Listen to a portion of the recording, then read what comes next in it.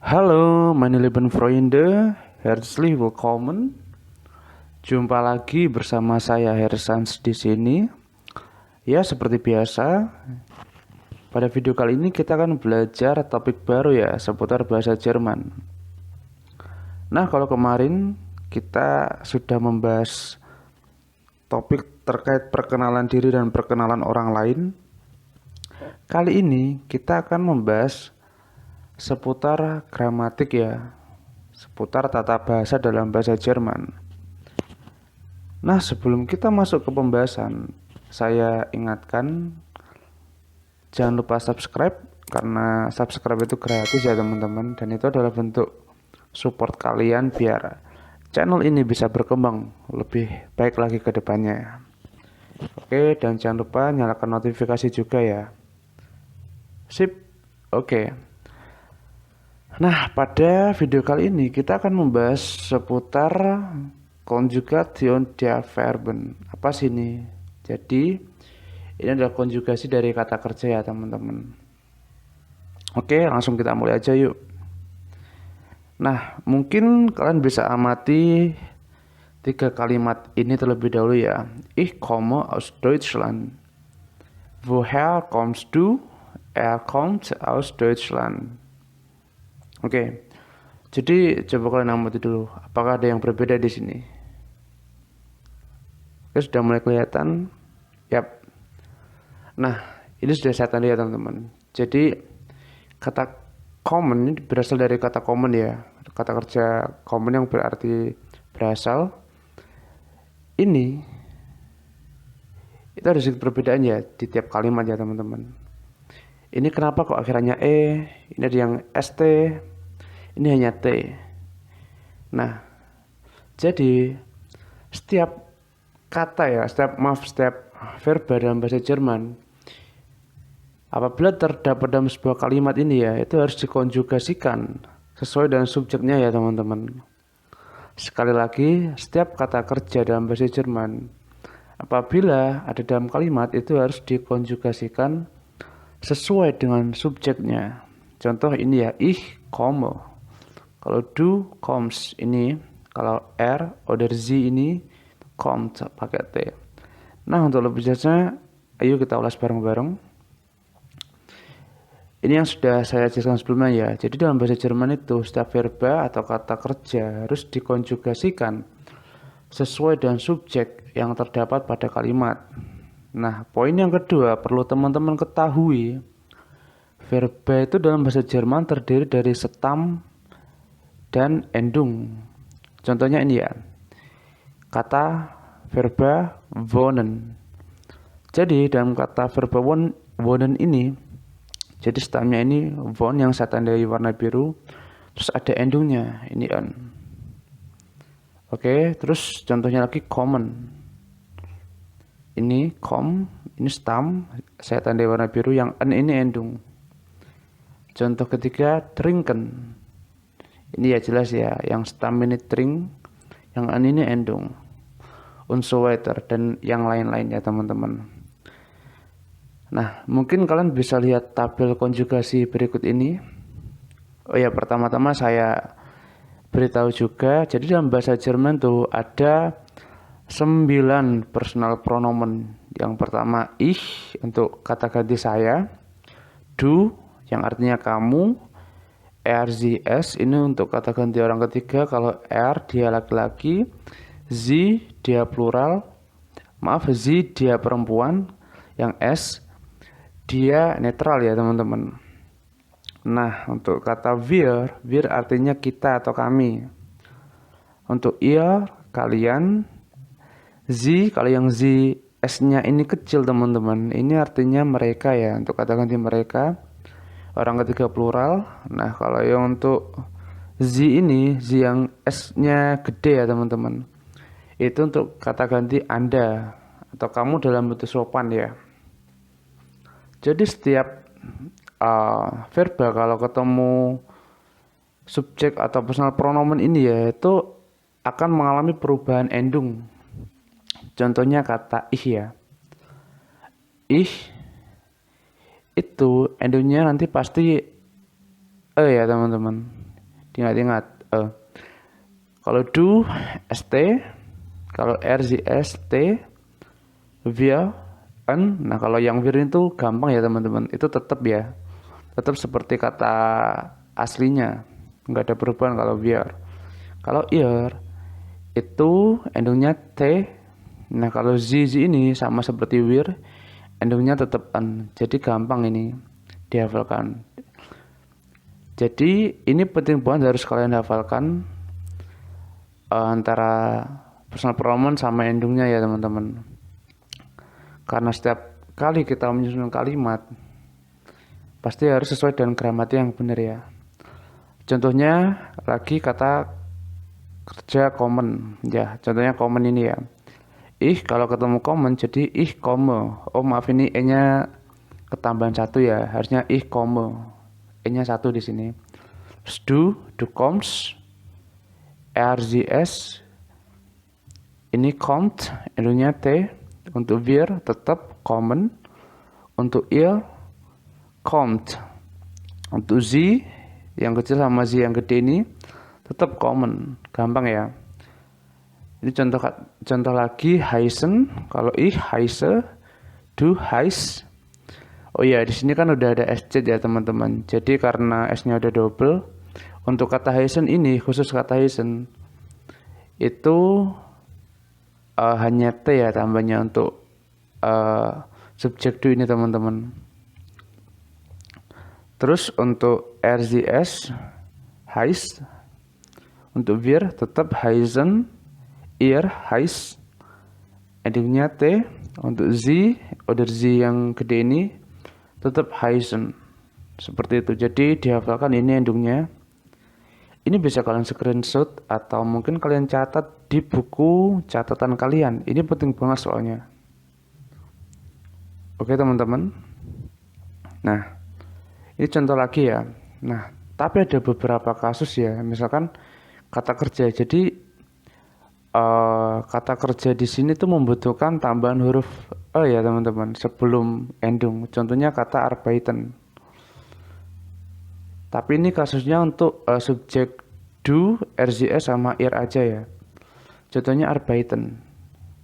Untuk ich arbeite.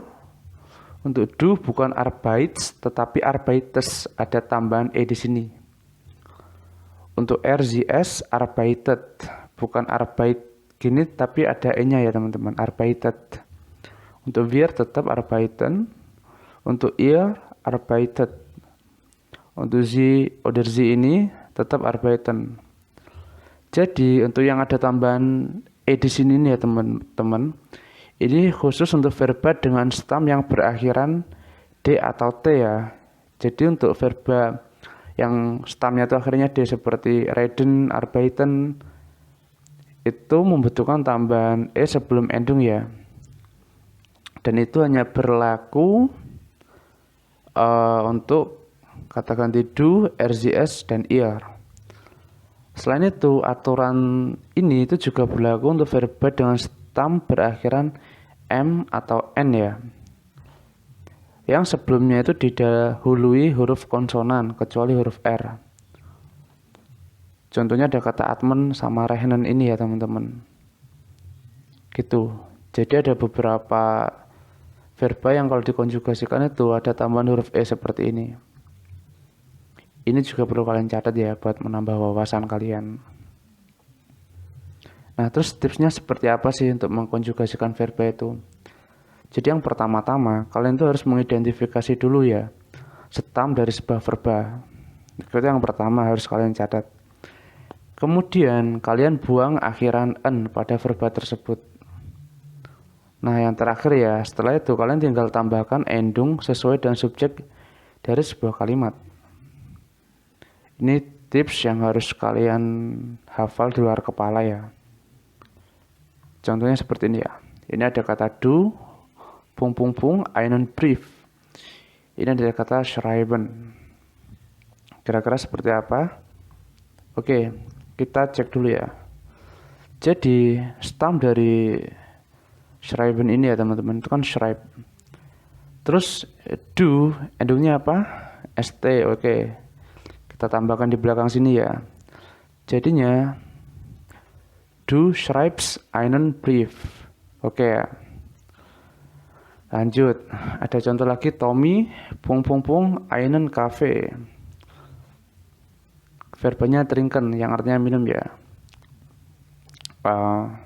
Kita cek dulu stamnya apa di sini. Trinken itu stamnya trink ya teman-teman. Ini. Terus kita lihat dulu ini subjeknya apa. Tommy. Tommy itu dia laki-laki ya. Jadi kata gantinya R. R endingnya apa? T. Jadi Tommy trinkt einen Kaffee.